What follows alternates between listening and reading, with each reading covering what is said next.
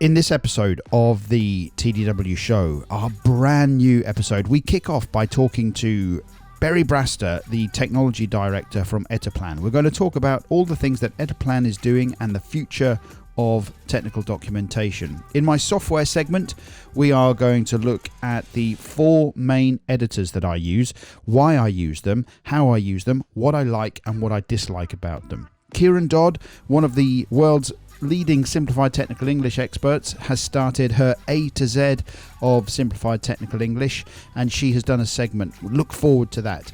I then try to answer my very best. I tried to answer a question that I got at a training course from one of our students, which was brilliant, around the possible cross-contamination of S1000D content from platform to platform. I can tell you now, I didn't do it in 60 seconds, but I did do my best to answer it. Then, finally, I will take you to Portsmouth, where we will go and do a special segment on why I got excited about a couple of platforms that came into Portsmouth Harbour. So hello everyone, and welcome to the brand new TDW show, an idea that we have been working on here at TDW for a very long time. A light-hearted kind of segment show where we talk to experts in the field of technical information, and we put it together in one show for you to be able to listen to and watch at your leisure. Now, my name is Michael Ingledew, and I'm all about making you successful with your technical documentation and technical information strategies. Now, originally, we were planning on taking this show to some of the nice places where we are able to go and have meetings and sit with our clients and those kind of things. Obviously, current global situation means that this is not actually possible. So for the foreseeable future, we're going to have to just put up with the TDW shack here, and I will be doing remote interviews and remote discussions with experts around the world. So we've broken this down into segments for you, all of which have timestamps down below in the description, so you can then decide which bit you want to watch. So we're going to kick off this first episode with an interview with somebody I've known for a very long time, and we are going to talk to Braster at Etteplan, and we are going to look at what Etteplan is doing to support their clients, and we're going to be talking a little bit about all things simplified technical English. When I did come in with the company, TDW, it was called at the time, that is now Etteplan since 7 years or so. My role was to market something called Simplified English, and of course Simplified English has always been there since the 80s when that spec was created, but the owner of the business back then, Andre Verdijn, was asking me to see if that is something that we can really productize as a service, because we had a lot of companies in aerospace, in defense, but in a lot of consumer electronics and heavy machinery as well, that were looking to simplify the technical language as well as save translation costs and a few other reasons. I then moved to the States, where we really commercialized Hyper ST, and I did that for about 6 years. We had some great projects with the FAA even, but also companies like UNICEF, who apparently also have a reason to simplify their language, because I would say for the wrong reasons, they have offices all around the world. So there's 3 areas that Etteplan does: engineering, IoT, embedded systems, and tech pubs. In the tech pub part, we are currently about 600 people. Wow. So a lot of authors, and so that means that we see STE as one of the core competences that we have in order to help our customers out by using this as a way of standardizing documentation at the moment. So and you yourself, you're based in the Netherlands, right? Yes, I'm currently based in the Netherlands, but I since about a year or so since 2 years ago, I'm in the role of technology director. So next to STE, I also help our operations with, and also talk directly to customers about it, but what technologies, what services are required in order to help our customers, take the next step in order to make their content future-proof, if you will. So not just STE, but augmented reality, artificial intelligence are some of the things that I look into. So, but let's talk a little bit about simplified technical English, because when I do my training, I'm not a simplified technical English expert. I know what it is, I know how it works, but I'm certainly not an expert. Are you still seeing a big demand out there? I mean, my perception is that it's actually increasing in terms of the demand for STE type documentation. Yes, yes. So what's interesting to see is that, let's say 20 years ago, where our customers would be about 70% aerospace and defense because of the requirement for the spec, as we officially it's called ASD STE 100. Which is also not at the time, but more nowadays is also required by S1000D. So if you have an S1000D structure requirement for your tech pubs, then it's very likely that STE is part of that. So we see a demand there because of S1000D, but also because of the way things are going, to make your content future proof if you want to do predictive maintenance and that sort of thing. The end of the day, the field service engineer has to read and understand the content that you produce, whether it's published in augmented reality, whether it's connected with IoT or not, whether it's just a good old printed PDF in front of you. That's the content that he still has to, or he or she still needs to understand in order to do their job as efficient as possible. I think we talk about checkers, and I've sat in on a couple of your presentations now. Well, a couple over the 20 years. I've sat in probably about 20 of your presentations, and I think you say up front, even though you sell software as well as the services, you say up front, this does not replace the skills. You need to have this is as well as the skills, and it guides the author whilst they're using those skills they should already have. Correct. Yeah. So we call it a tool, and a tool, as you know, the definition of a tool is to use something to get somewhere, right? So the tool is not the end goal. Buying software is not the end goal. It's the end result.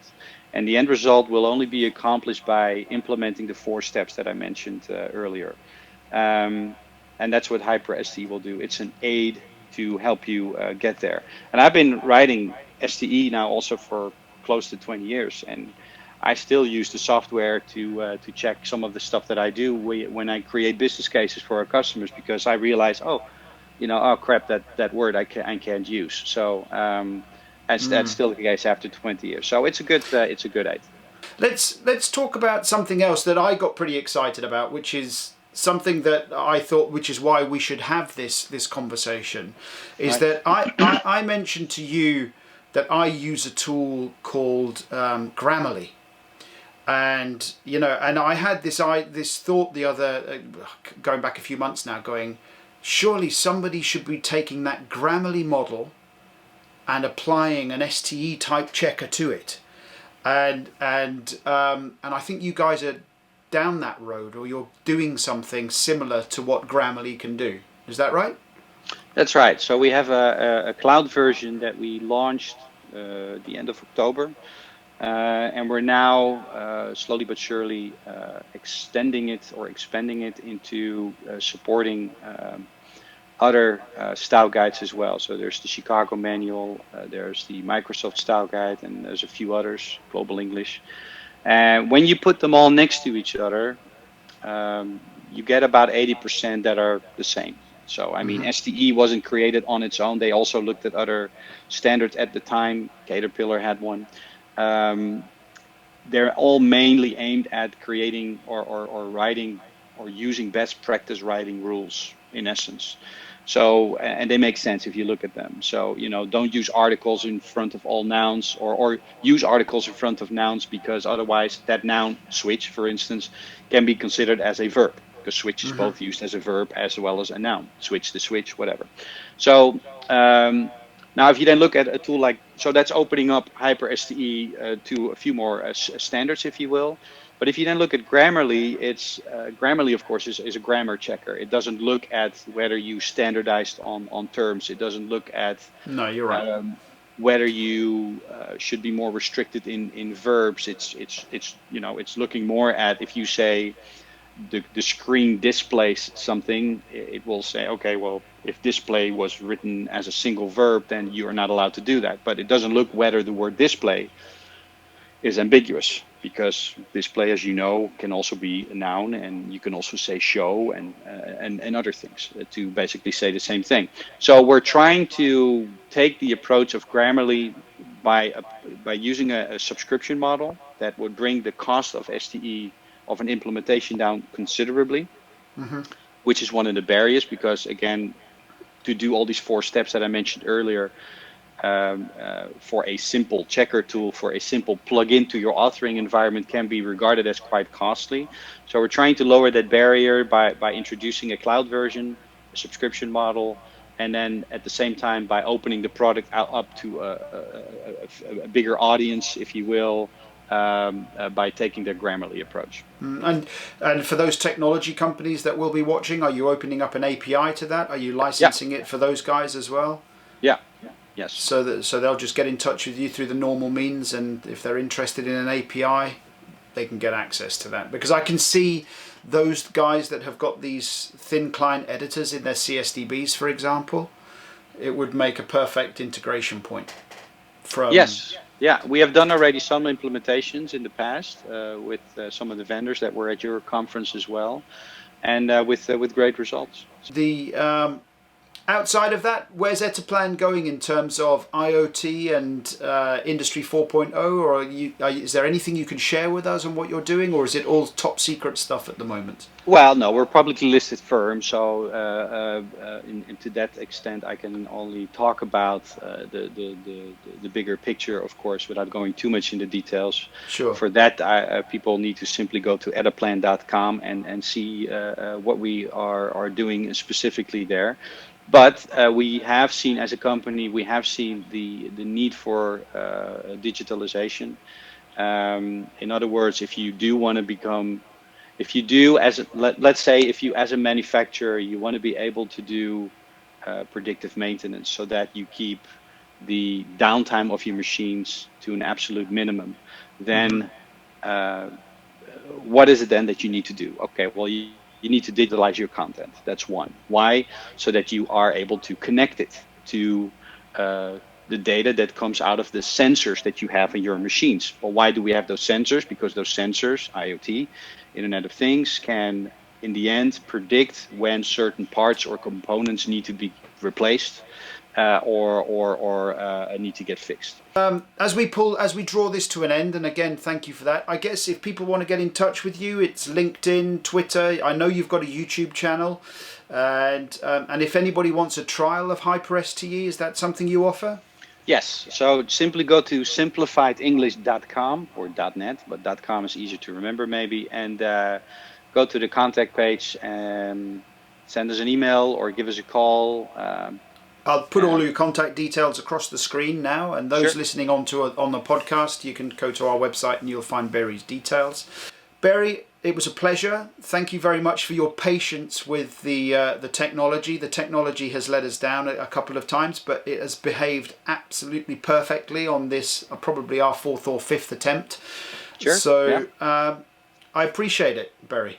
I appreciate you as well, Mike. Thanks a lot, and until next time.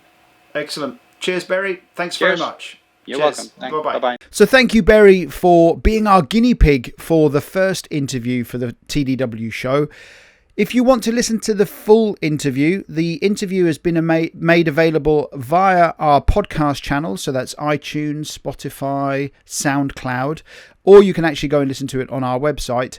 But you can also listen to it in the TDW app. So again, thank you to Barry for that. I think that, it's exciting times when we're looking at things like Industry 4.0, and we're looking at how things like technical documentation is going to be affected by all of these external factors. So again, I know that we had some technical challenges, but I just wanted to thank Barry for that. And I know the sound wasn't perfect on that, but we can get that better for the next time round. Now, a lot of the things that I do is I spend a lot of time advising clients on the type of software that's available for them, for their specific challenges and for their specific needs. And I've introduced a segment here in the TDW show where I'm going to start looking at some of the tools that I use around structured documentation, but also monolithic documentation. We're not all in the S1000D XML ATA world. Some of us are still in other worlds. So I look at some of the tools that I use that help me along the way and make me successful and the clients that I advise. So in this segment, I'm going to look at the four editors, the four main editors that I use. So welcome to the office here. We've moved inside. I'm going to talk about the four main editors that I use. Now, I do use lots of different tools, but these are the four main editors that I use. I'm going to talk about why I use them and what's my primary focus when I actually go to use them. And I will also talk about the things that I like and the things that I don't like. So what's really important from me talking about these editors is that what we have to remember is that I am not being sponsored or endorsed to actually talk about or say anything about these particular tools. So if you rush out and go and buy something from what I say, I get nothing from that. There is no incentive for me to do that. I'm just sharing with you my opinion on the tools that I use. So we're going to look at four tools. And I'm going to start with the obvious tool, which is Microsoft Word. Now, why do I use Microsoft Word? Well, because most of you guys out there are using Microsoft Word. So normally, if I receive a document or a file or something from my customers, invariably it will be in Microsoft Word format. So it's easy for me to actually open it up and have a look at it. So that brings me to the first thing I like about Microsoft Word is obviously everybody uses it. It is included in most Office packages right now, which is something that we subscribe to, is something called Office 365. And we use Office 365 because we get to install Office on multiple devices, which I have, and we get access to all of the updates, etc., when they come our way. So the Office 365 works really well for us, but also it works on Mac and it works on PC and it works on mobile devices. Now, some of the things that obviously we don't like about Microsoft Word is the fact that it really is limited when it comes to working with large documents. So sometimes I will see huge documents come my way and they will be quite slow and cumbersome to work with, and they'll be very difficult for me to use. But they are one of the limitations. Now, one of the things that I've put here is to work with structured documents, you have to jump through hoops, because I have seen projects that do use Microsoft Word to support S1000D projects, and they are jumping through hoops to make that happen, but it does actually work if you know what you're doing. And finally, I do see a little bit of reverse compatibility issues. So you know, some people might be on older versions. Some of our military clients, for example, move very, very slowly, and they may be sat on an older version of Microsoft Word. And if I create a document in the newer version of Microsoft Word and it obviously won't open on theirs, I have to but save it out as an older version of Microsoft Word for them to actually use. Now, an old staple of mine is something called Adobe FrameMaker. Now, I started my technical authoring journey on PageMaker, but the actual first structured editing tool that I moved into was Adobe FrameMaker. Back then, I think I was on Adobe FrameMaker 5.5.6. And if anybody remembers that version, it was a version that you would be heavy into working, and then all over a sudden it would just crash for no reason whatsoever, and you would lose all of your work. But what is the things that I like about Adobe FrameMaker? Well, it's included in something called the Technical Communication Suite, and I'm going to do some future tutorials on these packages from Adobe, and we'll talk about how the benefit of having kind of a package from Adobe gets you access to lots and lots of tools. So we get access to the Technical Communication Suite, which gives us access to Adobe FrameMaker. The versions today are very stable and extendable. So if you know what you're doing with code, and you know what you're doing with like a FrameMaker development kit, an SDK, a software development kit, you can get it to do things. Now, Adobe, what they are really good at is they're really good at supporting their customers in being successful with their platforms. And the guys at TCS, who I know, they are super keen to make everybody successful using the Adobe FrameMaker, the Technical Communication Suite tools. The problem with FrameMaker, from my perspective, is that it has great off-the-shelf support for things like Data, and you can go and if I load up the screen here, you can see that there are lots of ways that we can work. Now, Frame does have something called the S1000D starter kit that's installed, and unfortunately I have not been tremendously successful with it. It seems a little bit flaky, and it seems a little bit weak. And so my primary use of FrameMaker these days is that I use it with the starter kit when people want to learn more about the kind of tools that are available to support our market. So if you want to use heavy hitting tools for Adobe FrameMaker, you need to go to a third-party organization and buy an application that will sit on top of FrameMaker, so you can work with ATA or you can work with S1000D, and which is just an extra cost. And I'll talk about how I've got around that in a slide or two. But FrameMaker is based on bespoke technology, so they have lots of things going on in the background, EDDs, etc., that require specialist skill and know-how to do that. And I've created some EDDs recently. I did some training years ago on how to work with EDDs, and it's still getting my head back around how that actually works. Now, if the guys from Adobe are actually watching, in my opinion, it feels slightly disconnected from the other Adobe products, and I'll talk about Creative Cloud very shortly. And when I talk about Creative Cloud, I talk about the ease of installation, the ease of updating, the ease of accessing the installers, and that kind of thing is so much simpler.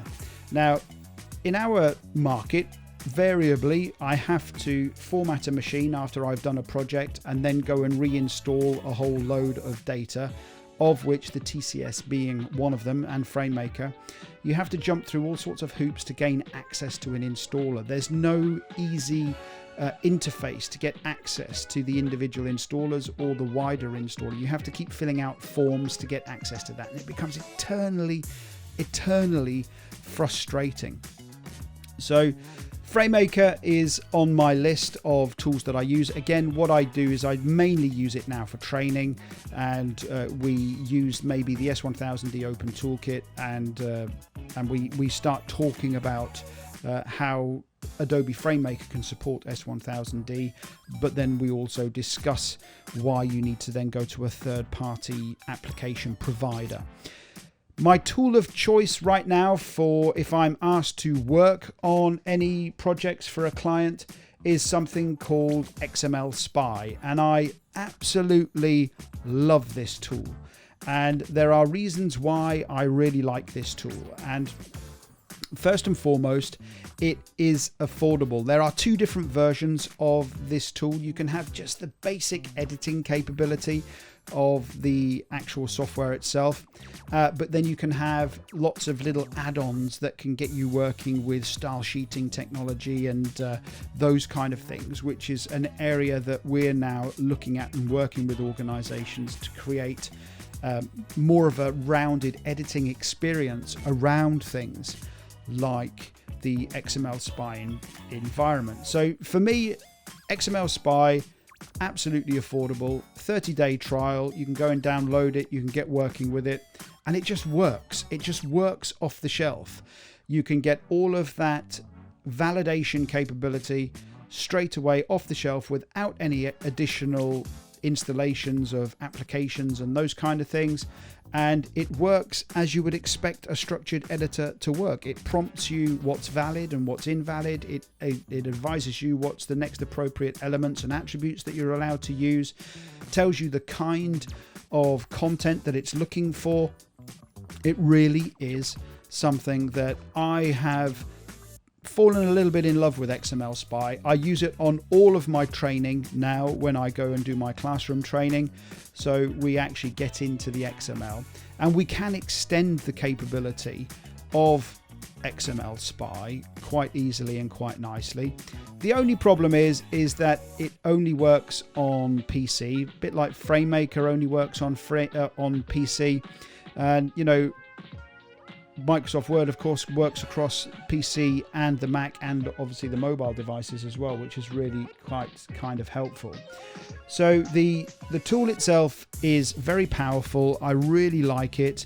The only problem is because it's a pure XML editor, and it is a pure XML editor, some people do struggle when they're coming from a Word environment or they're coming from a FrameMaker environment in terms of how to actually use the tool successfully. But once you start getting your head around what's going on with XML, what's going on with S1000D, we can actually be very successful when it comes to using things like XML Spy. But that's about it. I really like XML Spy. It works really well.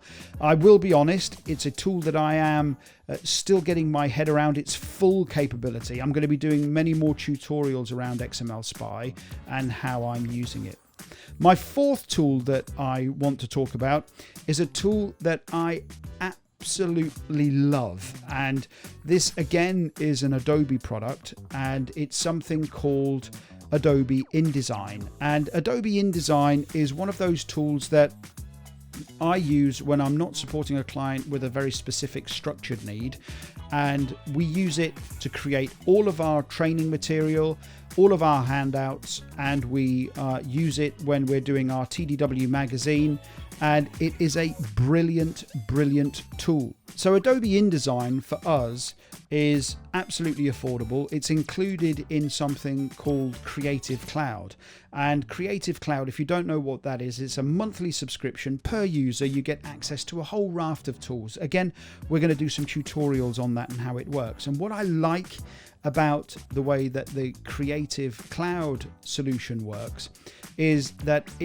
it's seamless across all of my devices, and I can prompt the tool to install specific tools and software applications that I want, and I'm allowed to use them on 2 different machines too, and it works on PC and a Mac. So when I travel, I generally travel with my Mac, unless I'm off to do a specific consulting or training where I need XML Spy and those kind of things. I will generally only travel with my Mac, and therefore if I'm doing any work or writing articles or those kind of things, I use InDesign a great deal. If I'm asked to write white papers for organizations, which I get a lot, I will use Adobe InDesign, and I can use it on my Mac and then come back to the office and go to the big machine and work on the PC, and it works pretty well. It's a very powerful tool. It's a tool that is designed for the publishing sector, and I've put that down as one of the things that obviously is one of the negative things. It's very focused on that creative publishing sector, so it's not designed for our structured environment around S1000D and those kind of things.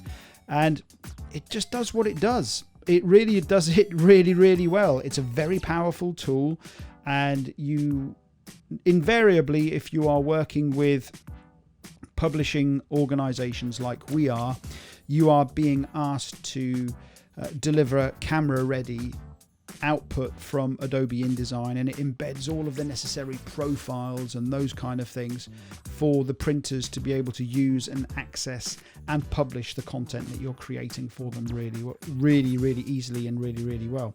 So it just does what it does, and it does it really well. And like I said, it's very powerful, it's very robust, and we use it on a Mac and a PC, and they work seamlessly together. Works really well, and that's it. They work really well. So those are the 4 tools that I use.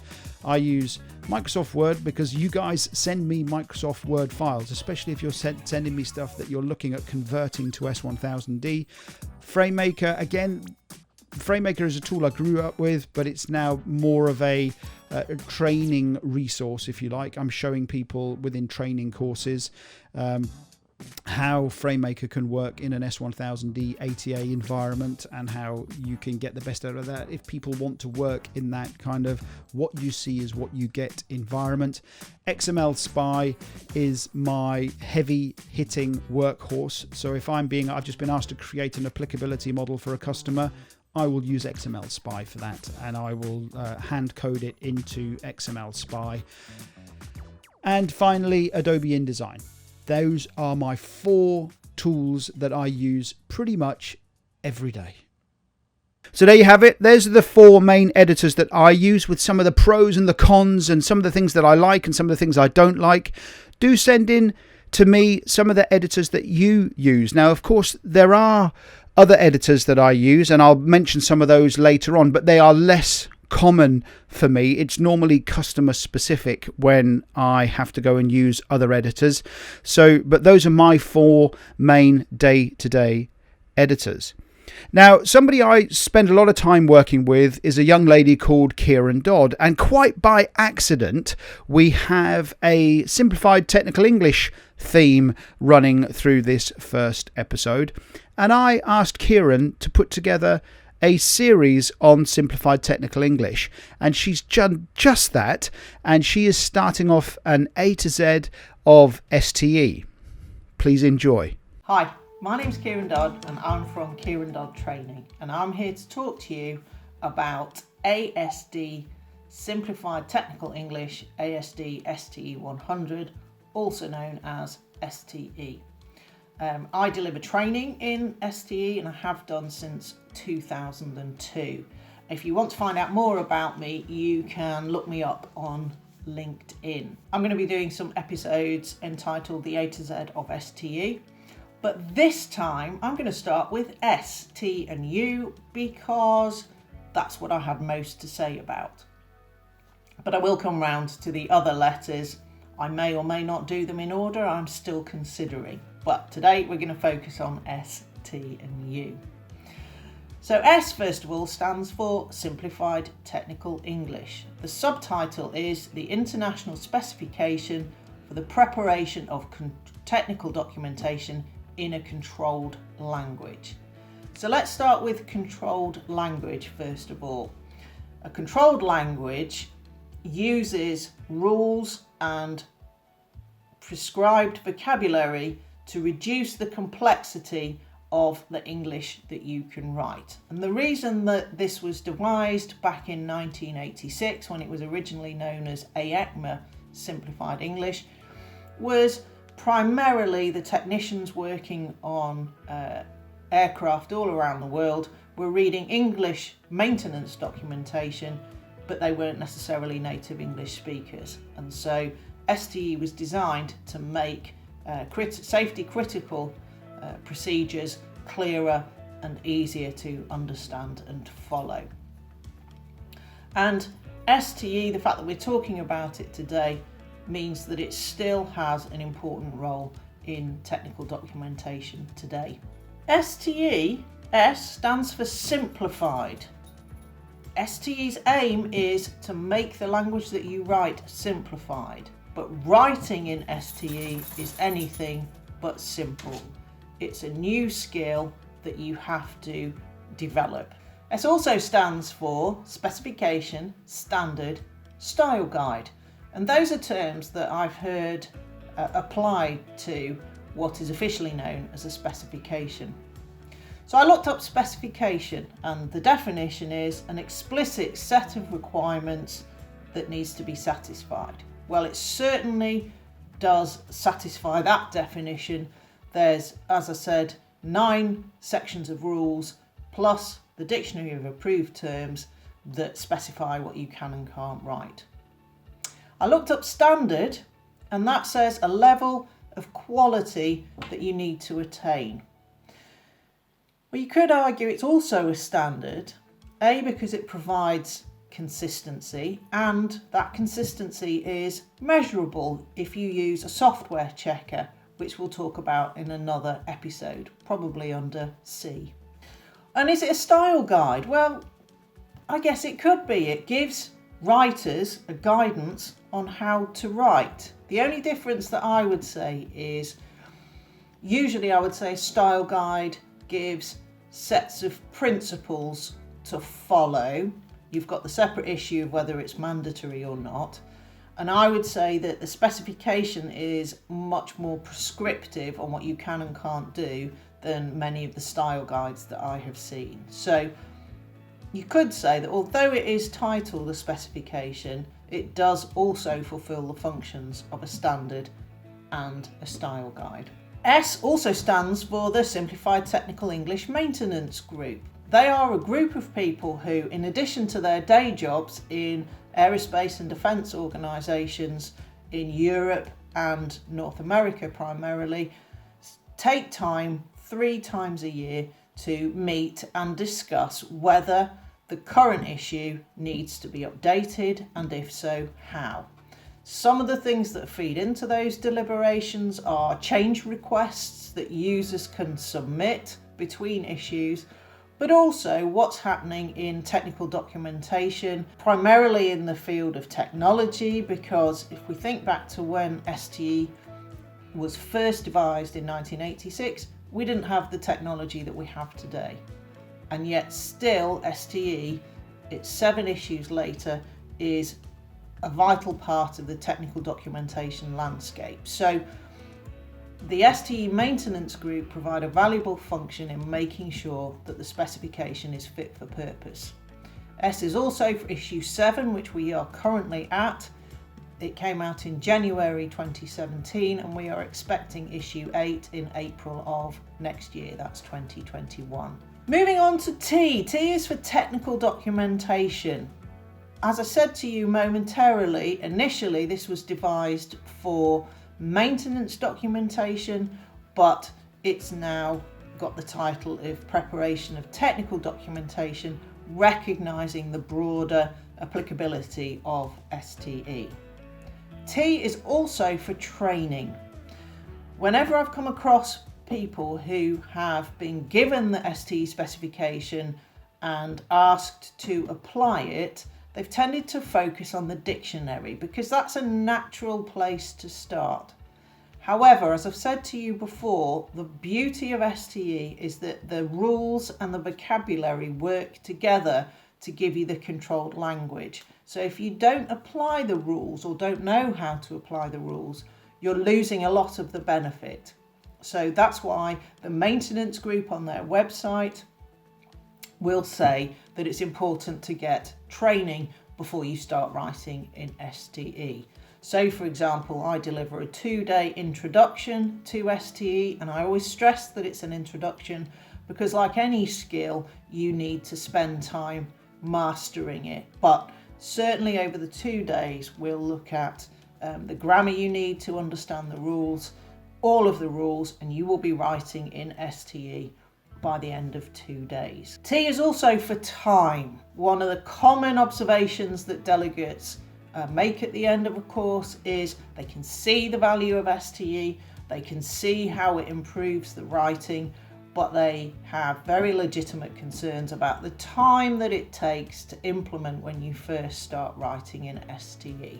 And that's a very real consideration that learners need to factor in when they're adopting STE. But if you can open your mind to a new way of writing, like a new language, and embrace it, it makes that journey a lot easier and smoother. U is for universal.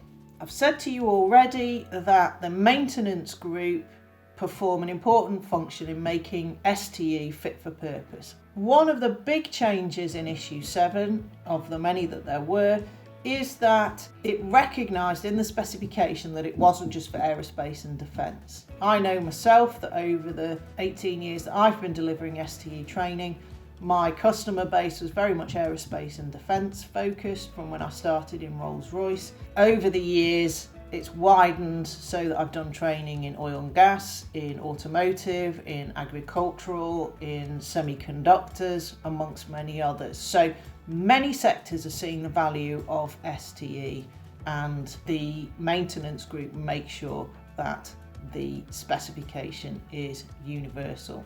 Another indication of that is that in the last issue, what we used to call warnings, cautions and notes, section 7 was renamed safety instructions, and in there the maintenance group explicitly acknowledged that whilst in aerospace and defence we use warnings and cautions, other sectors use different ways of indicating hazards, and that they are just as acceptable as the traditional aerospace and defence warnings and cautions. So that's a big way the specification has recognised its universality.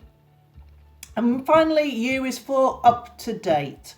I've briefly mentioned this, but the maintenance group do a great job of making sure that STE is still valid in today's environment. And we see the value of it in augmented reality, for example, or having mobile forms of referencing technical information, much smaller screen sizes. So if you can make your text concise and accurate in as short a space as possible, then that's going to fit with current technologies. So I'm going to stop there. I hope this has been worthwhile. I look forward to your feedback. Please contact Mike and tell him what you think. If you've got any questions, get in touch. The ASDSTE.org website is where you get the specification from if you're interested in looking at it. If you want to contact me, find me on LinkedIn or contact me through Mike.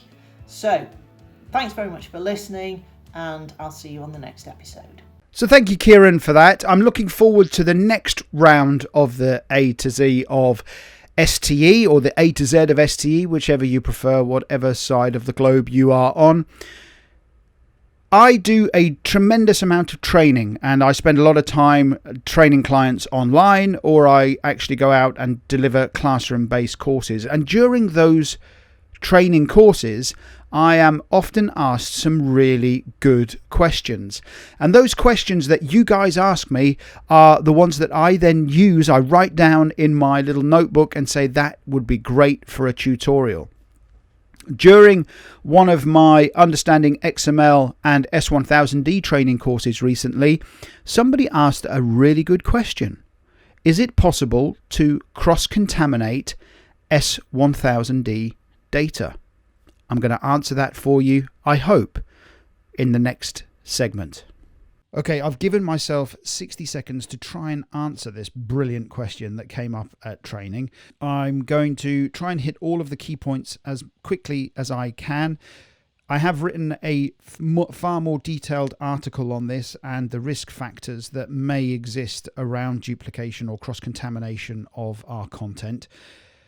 Do get access to that by accessing our version of the online magazine. So, without further ado, let's hit the first point and try our very best to do this within 60 seconds. Okay, first and foremost, we cannot stop a user from inadvertently or deliberately picking up the incorrect technical manual. We're not covering that in this particular answer. But what does S1000D actually do? Well, S1000D, via the model identification code, actually ties information to a platform or a variant of a piece of equipment. So, The specification itself says that the model identification code identifies the product to which the data actually applies, and projects must apply to the NSPA, which is part of NATO, to register that particular code. The model identification code is registered and maintained on a list, and it is done so to avoid duplication and to maintain uniqueness. But I have heard lots of excuses why people do not register their model identification code. Again, I go into that in the article. So there is risk if we tend to ignore the model identification code registration process. So if we ignore that, there is a risk then of duplication of the model identification code. But then for that cross-contamination to actually happen, we would have to have access to all of the duplication codes when it comes to actually publishing or delivering our data. And if our software would be unable to actually identify the errors or the duplications that may exist. Good software, if we are using unique model identification codes or we're using different versions of the S1000D spec, will at least warn us when we go to publish that content that we are using different model identification codes or using different versions of the S1000D spec, all perfectly allowed, of course. So the risk is absolutely low, but if we do align all of those stars where we don't register our MI code, the MI codes are then somehow duplicated and we can access the content to publish that content and the software is unable to check, then yes, there is a risk that we could, of course, actually cross-contaminate our data. I don't think I did that in 60 seconds.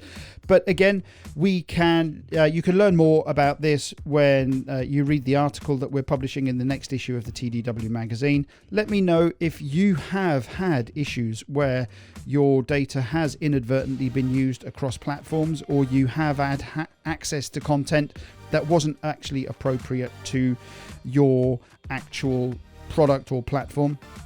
What I found really interesting about this is when I was at the S1000D user forum in London back in November 2019, or October, November 2019, a question was asked about how many people are using S1000D. A good proportion of the audience put their hands up.